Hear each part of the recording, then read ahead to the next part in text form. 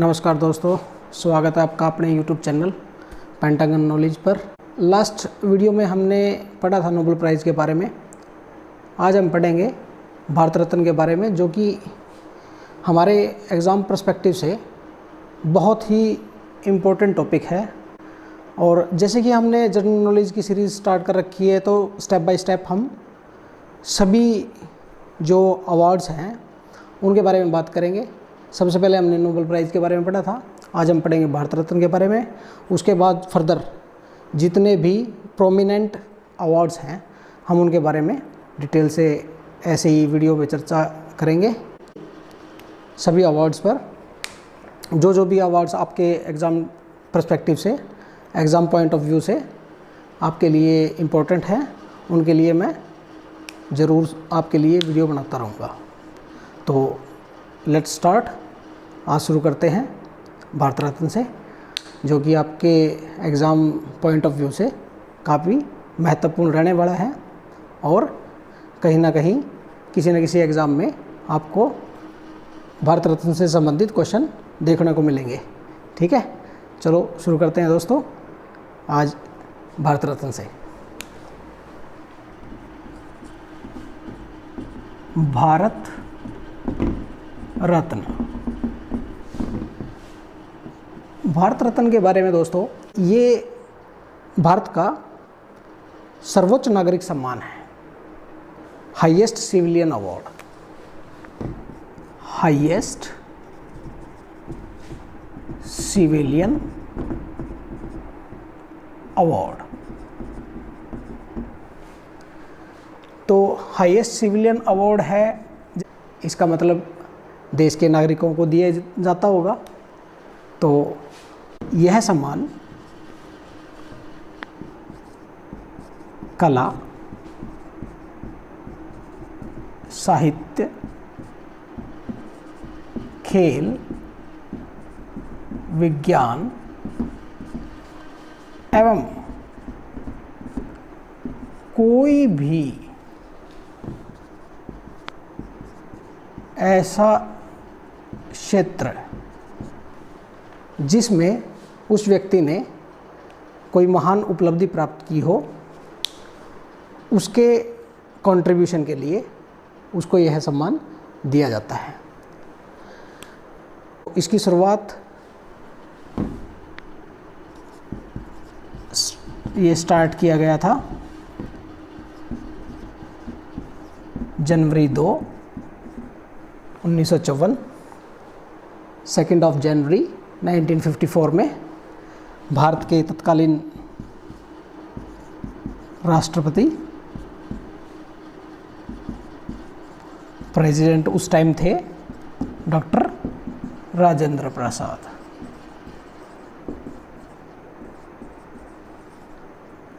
अच्छा दोस्तों, मैं आप लोगों को एक बात बताना चाहता हूँ। जैसे कि मैंने लास्ट वीडियो में भी आपको बताया था कि ये ऐसे पॉइंट्स होते हैं जिनको बिल्कुल बारीकी से आप लोगों को पढ़ना होगा। पूछा जाए कि भारत रत्न की शुरुआत कब की गई, ठीक है, बता दिया 1954 में। उस टाइम प्रधानमंत्री कौन थे, प्रधानमंत्री बताना पड़ेगा।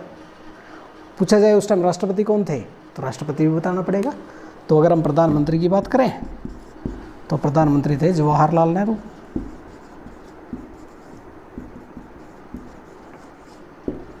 अच्छा हाँ, जवाहरलाल नेहरू प्राइम मिनिस्टर से एक पॉइंट और बनता है कि इसकी जो रिकमेंडेशन होती है, भारत रत्न की जो रिकमेंडेशन होती है, वो पीएम के द्वारा होती है। यानी कि जो भी अवार्डी या जिस भी व्यक्ति का नाम प्रधानमंत्री रिकमेंड करते हैं, उन्हीं को भारत रत्न दिया जाता है। ठीक है दोस्तों, अगर हम बात करें तो अभी तक 48% ऐसे हैं जिनको भारत रत्न मिल चुका है अभी तक। कितने हैं? 48%, जिनमें से 14% ऐसे हैं जिनको ये अवार्ड मरणोपरांत मिला है, पोस्टमसली। ठीक है, मरणोपरांत। मरणोपरांत पोस्थुमोसली। इसका मतलब होता है कि एक व्यक्ति जिसने अपनी सारी ज़िंदगी देश सेवा, राष्ट्र सेवा के लिए लगाई, किसी भी फील्ड में, जो कि मैंने फील्ड यहाँ पे लिखे थे, कला, साहित्य, खेल, विज्ञान या कोई भी अन्य ऐसा क्षेत्र जिसमें उसने भरपूर अपना 100% दिया हो और उस 100% से देश हित या जनता का भला हुआ हो, तो उस क्षेत्र के लिए उस व्यक्ति को भारत रत्न दिया जाता है। तो आगे हम बात करेंगे कि भारत रत्न किन किन व्यक्तियों को दिया जाता है, मतलब कौन इसके लिए एलिजिबल है, कौन ऐसे व्यक्ति हैं जिनको ये दिया जा सकता है।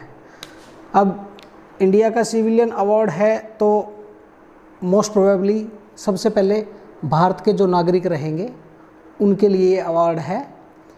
ऐसा नहीं है कि सिर्फ उन्हीं के लिए है, अदर कंट्रीज़ के जो नागरिक हैं उनको भी ये सम्मान दिया जा सकता है।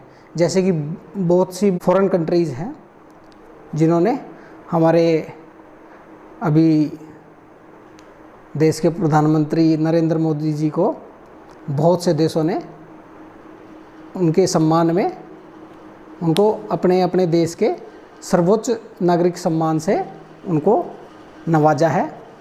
सऊदी अरब ने, रशिया ने और भी बहुत सारी कंट्रीज़ हैं जिन्होंने प्रधानमंत्री नरेंद्र मोदी को अपना देश का सर्वोच्च नागरिक सम्मान दिया है। ऐसे ही हमारे देश में भी 2 व्यक्ति ऐसे रहे हैं जो विदेशी हैं और उनको भारत रत्न दिया गया है। उनके नाम मैं आपको लिखवा देता हूँ और आप नोट करो।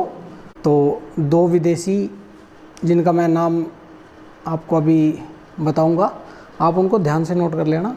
कई बार वो एग्ज़ाम में पूछ लेता है, एग्जामिनर कुछ भी पूछ सकता है। अब जब आप भारत रत्न पढ़ रहे हो ना, तो भारत रत्न का आपको एक एक पॉइंट पता होना चाहिए। ज़्यादा क्वेश्चन नहीं बनेंगे, ज़्यादा 20 या 22 क्वेश्चन बन सकते हैं, बस इससे ज़्यादा क्वेश्चन नहीं बनेंगे। ओवरऑल कि पहला अवार्ड किसको दिया, लेटेस्ट में किसको मिला, 1 साल 4 साल पीछे का पूछ लेगा, बस इससे ज़्यादा नहीं पूछेगा।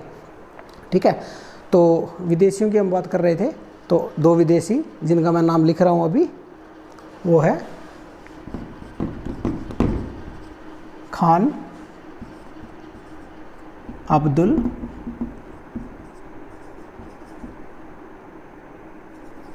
गफ्फार खान। ठीक है, point number 1। Point number 2, Nelson Mandela. Nelson Mandela के बारे में आप जानते भी होंगे, साउथ अफ्रीका के राष्ट्रपति रहे हैं नेल्सन मंडेला। साउथ अफ्रीका को आज़ादी मिलने के बाद वहाँ पर रंगभेद नीति का इन्होंने बहुत ही विरोध किया। जैसे हमारा देश गुलाम था ब्रिटिश गवर्नमेंट का, ऐसे ही दक्षिण अफ्रीका में भी, साउथ अफ्रीका में भी अंग्रेज़ों का राज था। 1948 में साउथ अफ्रीका को ब्रिटिश गवर्नमेंट से आज़ादी मिली, लेकिन आज़ादी मिलने के बाद भी वहाँ रंगभेद नीति चलती रही और नेल्सन मंडेला को 28 साल तक जेल में रखा गया। इन्होंने वहाँ पर रंगभेद नीति का विरोध किया और अपने देश से रंगभेद नीति को जड़ से मिटा दिया। तो उसी उनके उपलब्धि के लिए भारतीय सरकार ने इनको भारत रत्न से नवाजा। ठीक है दोस्तों, तो हम बात करेंगे लेटेस्ट विनर्स की, कि हाल फिलहाल में भारत रत्न अवार्ड कब दिया गया है। तो 3 व्यक्तियों को दिया गया था 2019 में। नंबर 1 प्रणब मुखर्जी, हमारे देश के पूर्व राष्ट्रपति रहे हैं। उनको उनके जीवन भर जो उन्होंने देश सेवा, राष्ट्र सेवा के लिए कार्य किए हैं, उस चीज़ के लिए उनको भारत रत्न से नवाजा गया है। और इसी लिस्ट में थे नानाजी देशमुख,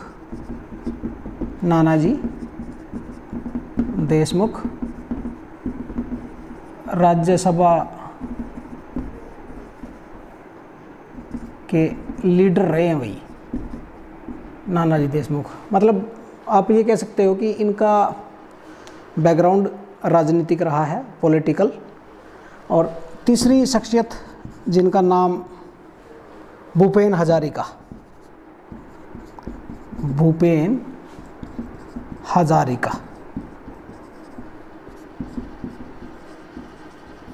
कला, संगीत,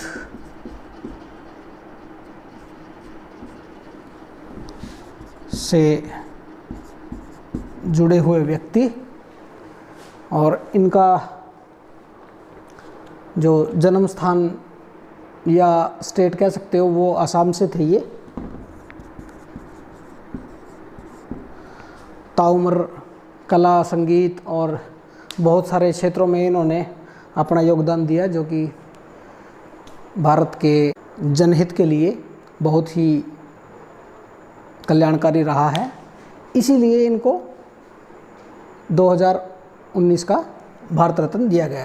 अब जो इसकी लिमिट है, किन किन व्यक्तियों को दिया जाता है, कितने व्यक्तियों को दिया जाता है, तो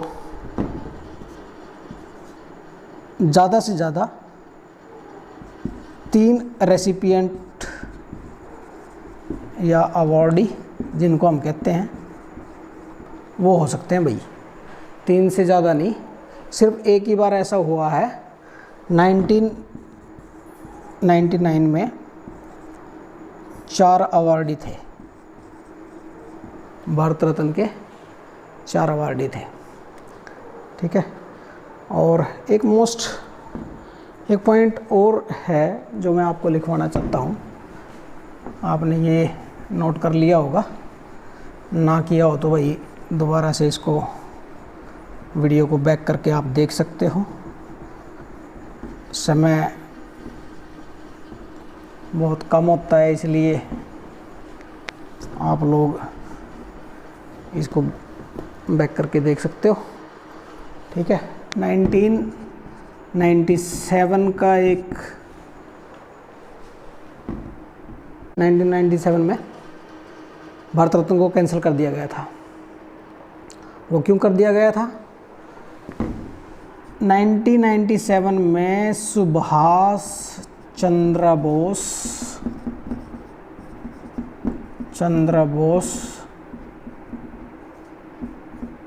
बोस को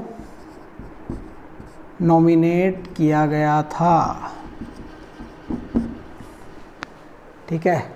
हालांकि उनकी मृत्यु हो चुकी थी और ये मरने के बाद उनको दिया जा रहा था, लेकिन किसी वजह से, क्योंकि सुभाष चंद्र बोस की जो मृत्यु है वो आज तक भी रहस्य में रही है, उनकी गुत्थी सुलझी नहीं है आज तक। तो उसके चलते कि उनका पोस्टहुमसली नाम होना चाहिए कि नहीं होना चाहिए, तो इस अवार्ड को उस वर्ष में कैंसिल कर दिया गया था भाई। ठीक है। तो 1997 का जो ईयर था उसमें भारत रत्न को कैंसिल कर दिया गया था। कुछ और महत्वपूर्ण तथ्य हैं जो आपको नोट करने की ज़रूरत है भाई। ठीक है। मैं बारी बारी आपको बताता रहूँगा, वीडियो ज़्यादा लंबी ना हो, इसलिए मैं सिर्फ आपको बस कुछ पॉइंट्स हैं वो लिखवाना चाहता हूँ, क्योंकि ज़्यादा वीडियो लंबी हो जाती है तो फिर नींद आने लग जाती है भाई। ठीक है। तो जागते रहना है, और जागने के लिए सबसे बेस्ट पता क्या है? आप एक चाय का कप लो, चुस्की मारो और पढ़ो। ठीक है। मैं बहुत चाय पी भाई, मतलब एक दिन में 5-5, 6-6 चाय पढ़ने के लिए आपका लक्ष्य होना चाहिए कि भी मेरे को इस जॉब के लिए प्रिपरेशन करनी है। ठीक है, आप अपना लक्ष्य निर्धारित कर लो भाई। सबसे मोस्ट इम्पोर्टेंट है कि लक्ष्य है। मैंने बहुत सारे लोग ऐसे देखे हैं, अभी दिल्ली पुलिस आ रहा है तो दिल्ली पुलिस की तैयारी स्टार्ट कर दी, अभी बैंकिंग का आ रहा है तो बैंकिंग की स्टार्ट कर दी, अभी फलां आ रहा है तो फलां की स्टार्ट कर दी, अभी ढींग आ रहा है तो ढींग की स्टार्ट कर दी। तो कहने का मतलब है टारगेटेड होना चाहिए। और मेरा तो ये मानना है कि आप लोग ना एक जर्नल तैयारी करो। ठीक है, आपके हर एक एग्ज़ाम निकल जाएंगे भाई, आपको एक जर्नल तैयारी की ज़रूरत है। ठीक है, आप अपने मुद्दे से ना भटकें, अपने रास्ते से ना भटकें, अपनी एक पेस बना लें कि मैथ मेरे को इस लेवल का करना है। एसएससी में अगर आप मान के चलो कि एमटीएस लेवल का करना है, सीएचएसएल लेवल का करना है, सीपीओ लेवल का करना है या सीजीएल लेवल का करना है। ठीक है, और अभी तो खैर जब से ये सीजीएल मेंस इन्होंने पैटर्न चेंज किया है तो उसमें ज़्यादा रहा नहीं इतना टफ, जैसे कि पहले मेंस लेते थे, मैथ मेंस अलग होता था, इंग्लिश का अलग होता था। ठीक है, तो उसमें थोड़ा सा कॉम्प्लिकेशंस रहते थे, वो थोड़ा टफ लेवल रहता था उसमें। लेकिन अब ऐसी बात नहीं है, अब थोड़ा सा मतलब मॉडरेट लेवल का तो आता है। मतलब पहले वाले क्वेश्चन तो रहे नहीं कि किरण की बुक उठाओ और जाके कर दो, लगा दो, ये नहीं। अभी एफर्ट्स लगाने पड़ेंगे, तो आप ज़्यादा से ज़्यादा प्रैक्टिस कीजिए। ठीक है, और इसी क्योंकि ये मेरा पर्सनल एक्सपीरियंस है भाई, मैं आप लोगों के साथ इसलिए शेयर कर रहा हूँ कि मेरा पर्सनल एक्सपीरियंस है। जब आप एक टारगेटेड तैयारी करते हो तो आपको, चलो भले ही आप मतलब एक बड़े लेवल की तैयारी कर रहे हो, लेकिन इतना श्योर है कि आपको वहाँ तक पहुँचने के लिए पूरा दमखम लगाना पड़ेगा और मिलेगा ही मिलेगा आपको आपका लक्ष्य। अगर आपने तय कर लिया तो आपको ज़रूर मिलेगा भाई। ठीक है, तो इसके बारे में कुछ और पॉइंट्स आपको बताना चाहूँगा। एक मैंने यहाँ पे अपना क्या बोलते हैं, भारत रत्न में जो मेडल दिया जाता है वो आप इधर देख सकते हो, एक पीपल के पत्ते के आकार का मेडल होता है, आप देख सकते हो स्नैप में। ठीक है, वो मेडल दिया जाता है। और एक दिया जाता है सर्टिफिकेट भाई, सनद बोलते हैं उसको, सर्टिफिकेट। एक सर्टिफिकेट दिया जाता है भाई, और एक ये मेडल जो आप लोगों को दिख रहा है। ठीक है, अच्छा मॉनेटरी नहीं होता भाई, ये नो मनी, कोई मनी प्राइज नहीं भाई। ठीक है, सिर्फ एक सर्टिफिकेट और एक सोने का तमगा। ठीक है, तो आप इस चीज़ को नोट कर लो। तो मेडल की हमने बात करी है भाई, मेडल के बारे में मैंने बता दिया, मैंने जैसे दिखाया भी था अभी। ठीक है, दोबारा फिर दिखा देते हैं। ये अलीपोरे टकसाल है भाई, मिंट, वहाँ पर बनाए जाते हैं। ठीक है, और बाकी तो लगभग मैंने इसके बारे में बता दिया। सिर्फ एक पॉइंट और रहता है, वो लास्ट पॉइंट होएगा, उसके बाद आपका भारत रत्न ऑलमोस्ट कंप्लीट है। लेटेस्ट में मैं बता चुका हूँ, फर्स्ट का मैं बता चुका हूँ, उसके बारे में जो इंपॉर्टेंट फैक्ट्स हैं वो भी आपको बता चुका हूँ। सिर्फ एक लास्ट पॉइंट बताऊँगा भाई, आज तक सिर्फ एक ही खिलाड़ी को, सचिन तेंदुलकर,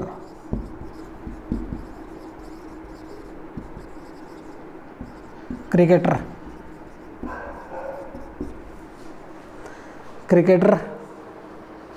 सचिन तेंदुलकर, सिर्फ एक ही खिलाड़ी आज तक हुए हैं जिनको भारत रत्न दिया गया है। और यंगेस्ट पर्सन भी यही है भाई। अगर हम अवार्डी की बात करें कि अवार्डी में सबसे कम उम्र में किसको भारत रत्न मिला है, तो सचिन तेंदुलकर साहब यंगेस्ट भारत रत्न प्राप्त करता। ठीक है भाई दोस्तों, और लगभग मतलब भारत रत्न पूरा कंप्लीट ही हो गया इसमें। ठीक है, तो आशा करता हूँ कि आप लोगों को ये वीडियो पसंद आया होगा। ऐसी वीडियो को देखने के लिए आप हमारे चैनल को सब्सक्राइब करें, लाइक करें, शेयर करें, कमेंट करें। आप लोगों का बहुत दिल से धन्यवाद। आशा करता हूँ कि आप लोगों को वीडियो पसंद आया होगा। धन्यवाद। जय हिंद, जय भारत।